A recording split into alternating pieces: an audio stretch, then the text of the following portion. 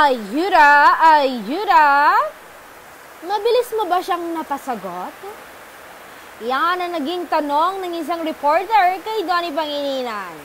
Say niya, hindi.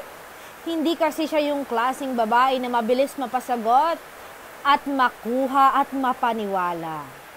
At isa yan sa mga nagustuhan ko sa kanya. Ibang-iba siya sa mga babae.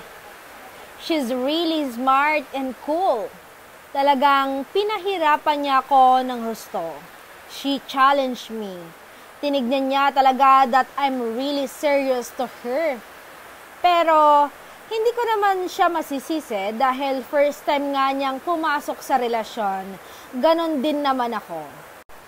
Pero pinatunayan ko that my intention to her is pure. At nagtagumpay naman ako. Nakuha ko ang puso niya.